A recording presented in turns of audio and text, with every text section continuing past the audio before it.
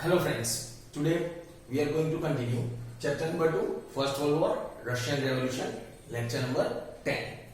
Friends, in this chapter, in the previous lectures we discussed about what were the factors that were responsible that lead towards the First World War. As we understood in our previous lectures that there were many problems due to which this world war happened. Friends, we discussed that the major reason was only the greed of these European countries to establish their colonies and set up the market to earn maximum profit from Asian and African countries. Friends, we discussed that it was this greed that increased the enmity with the other countries. This increased the conflicts between the other countries. Friends, we started discussing about how these European countries started attacking on the other countries and conquering their territories and establish their colonies. We discussed in the previous part of this chapter how these European countries did not even spare their neighboring countries. We learned how they established their colonies in the Asian continent. After that, we also discussed about how they established their colonies in the African countries. So friends, it was this period that maximum European countries established their colonies in the Asian and African countries. Friends, now we also discussed that which were the major reasons, which were the major factors that lead to this First World War. As right now we are discussing the topic about the factors that has lead to this First World War. We discussed that there were several reasons that lead to the First World War, like Syrian War, economic factor, militarism, groupism, fierce nationalism, role of newspaper. Then, yes, after in the previous lecture only we learned about this role of newspaper. The topic that today we are going to cover, that is about the philosophy of war. Then the beginning of the First World War. These are the several factors that lead to this First World War.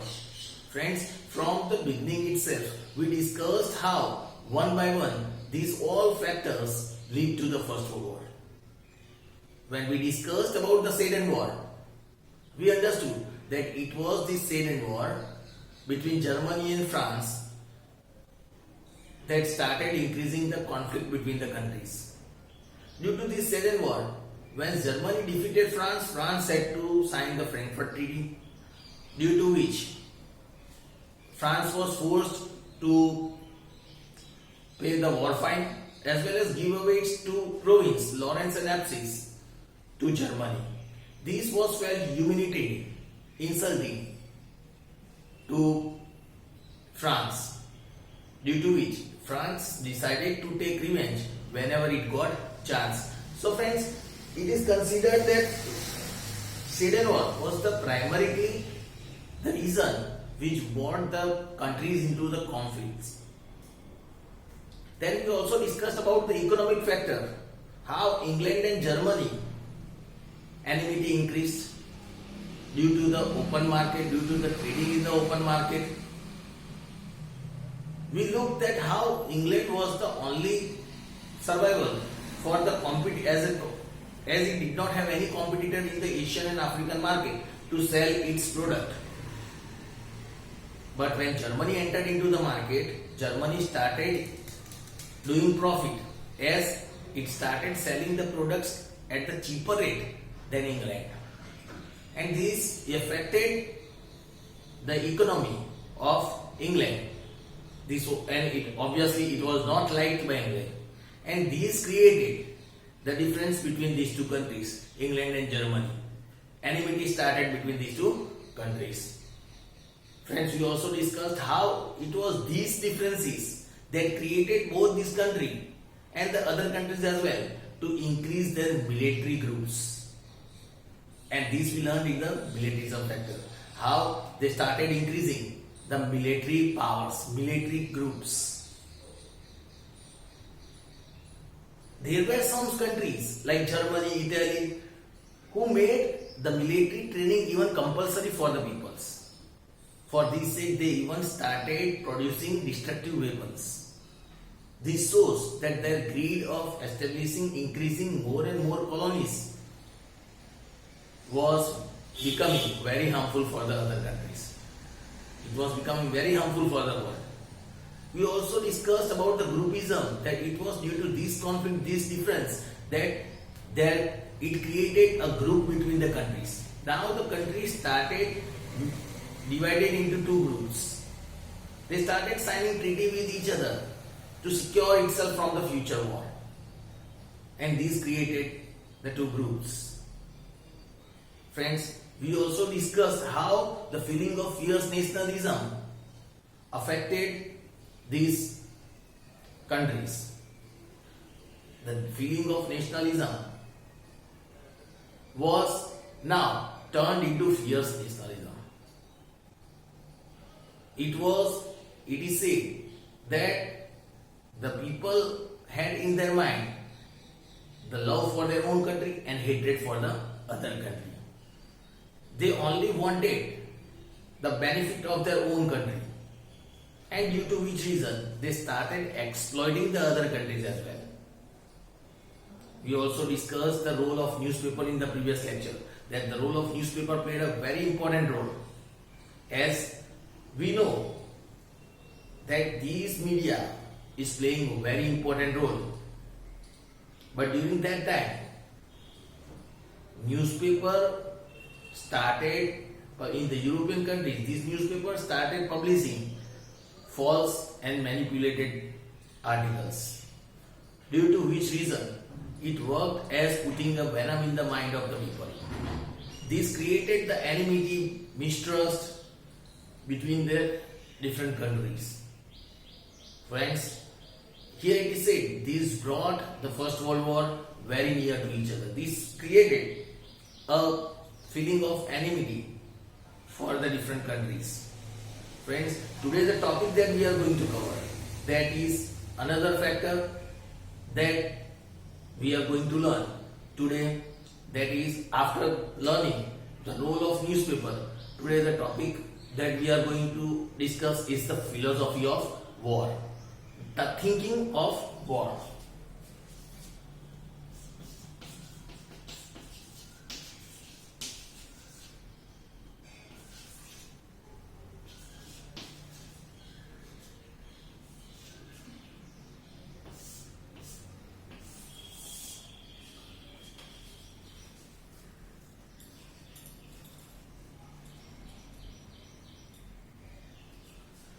Friends, today we are going to discuss the topic philosophy of war. Philosophy of war. Philosophy means the thinking about the war. What the people think about the war. What the political leaders, what the philosophers thought about war in that period. And due to which thinking these brought very near to the First World War. Why this factor, the thinking about war, became a factor responsible for First World War? Friends, let us discuss about this philosophy of war. Here it is said that various fierce philosophers and leaders, here it is said that various fierce philosophers and leaders, they started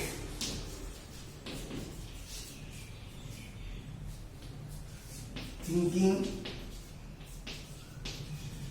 or philosophy we can say,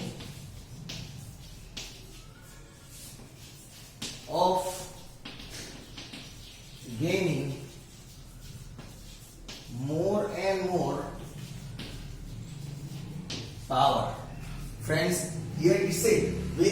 fierce philosophers that were present in the European countries and the leaders, they started thinking, that means they started the philosophy of gaining more and more power. They put it into the mind of the people about gaining more and more power. Here it is said,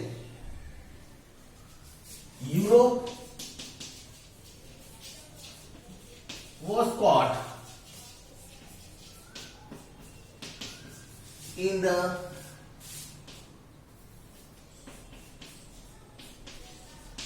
philosophy of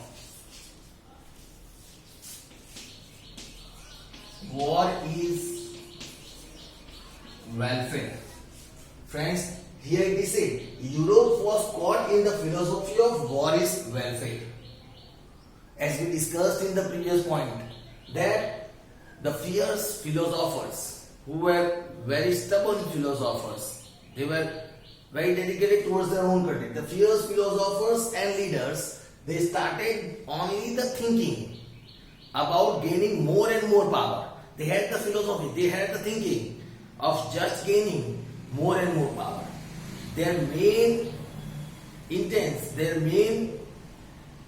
was to gain more power and establish more and more polities. They wanted to conquer the maximum countries and establish their colonies and increase their power. As we discussed when we were discussing about the groupism, that it was these European countries, what they started thinking, that if we conquer, if we do want, if we attack the weaker countries and if we establish our colonies over there, then more and more countries will be increased in their group, more colonies will be established, due to which their power will also be increased.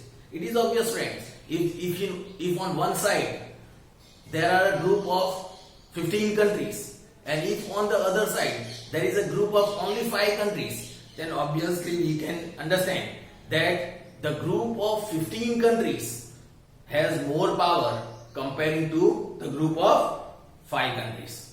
So friends, this shows that this was the thinking, this was the philosophy of philosophers and the leaders to gain more and more power. And this power can be increased by doing war. So now their thinking about war started changing. And these philosophers, these leaders, put this thinking into the mind of even the common people of their countries. Here it is said that even Europe was caught in the philosophy of war is welfare. Here it is said that Europe was caught in the philosophy. In Europe, this thinking started, this philosophy started, that war is welfare. As we all know, friends, as we discussed in the initial part, very first and second lecture, that war cannot be a welfare. War cannot be good. It is always evil. We cannot consider war any way positive, or we cannot consider war in any sense as a beneficial step for any country. But here you can clearly see that in Europe the thinking was started that war is welfare. The people and the even leaders started thinking that if they need the welfare of the country, war is essential. They started thinking that war is essential if they want the welfare of the people as well as the welfare of the country. So friends, here you can see now the thinking about the war in the common people, in the leaders started changing. As we discussed, yes, obviously war cannot be good. We discussed previously that though there is a battle between two countries, there is a war between two countries, and if any one country becomes victorious, then that victorious country has to also pay a lot of fine, or they had to pay a lot of sacrifice for the victory against this country. Lots of human resource is lost, lots of wealth is lost, lots of materialistic property is lost. So friends, even the victorious nation has to pay a lot for winning this war. So friends, and war is never a welfare thing, because never a good thing happens by doing war. It is always a loss for someone or the other. So here it is said, in Europe at that time the thinking was taught in the philosophy that war is welfare. Even the German writers started publishing the maxims means statements, we can say. German writers started publishing the maxims like only the mighty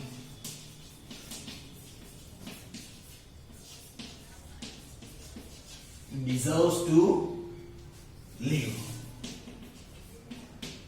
Friends, here it is said, even the German writer started publishing the maxim like only the mighty deserves to live, and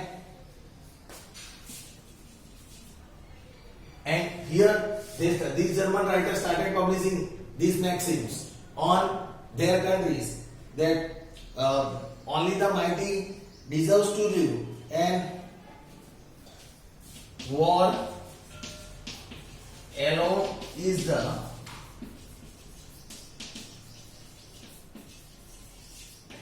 national need. Friends, here it clearly shows that even the German writer started publishing the maxim, they started publishing the statement related that only the mighty deserves to live. They started putting in the mind of the people that only the mighty people, only the mighty country has the right to survive on this world. Only the mighty person has the right to rule on the other person. They can make slave to the other people. Here we say, the country who is more powerful has the right to conquer the other countries. They can rule on the other countries. So here they started publishing the maxim so that the people's mind can be washed. Here we say, they started publishing the maxim that only the mighty has the right to live. That means they need to increase more and more power. Now they did not have any other option than to increase more and more power and to establish more and more colonies to become more mighty, more powerful. And here it is said, if they become more powerful, then they are deserved to live. If they are not mighty, here it is said, if there are several countries which were weak, there were several countries which were weak. So they did not have any kind of mercy for their countries. They thought that if these countries are weak, then they do not deserve to live. Obviously, that country need to survive under the rule of other countries, under the rule of the mighty country. Here, they only tried to focus on the maxim that only the mighty deserves to live. And the another maxim was, war alone is the national need. Now, they did not have any other option. Yet said, the war is the only option. War is the only need for them to become more and more powerful. They did not have any other option to become or to gain more power. So friends, this kind of statement started working to do as putting the venom in the mind of the people. As you can understand that how the thinking about the war started emerging in the different countries. As in Europe, we can say they started thinking that war is welfare.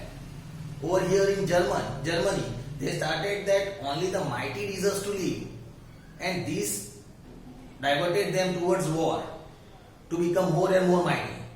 They also started thinking that war is the only national need. The national need is only to do war and become the world leader. Germany wanted to become world leader, and due to their greed, here it is said, there also many German writers started publishing these maxims.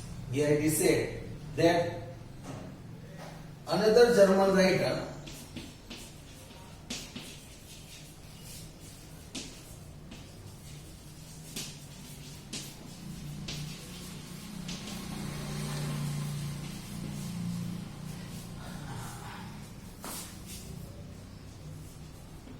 here it is said another German writer Nietzsche, he published a maxim that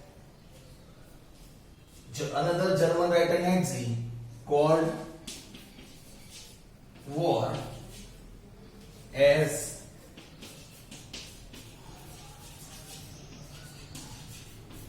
a sacred work. Friends, here it is said another German writer Nietzsche, he called war as a sacred work.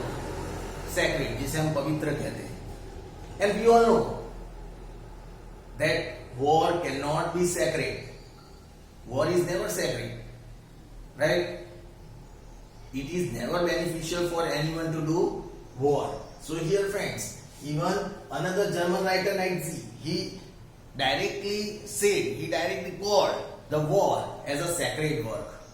As you all know, that there are many peoples who fight, who war, who attack one another on the name of religion.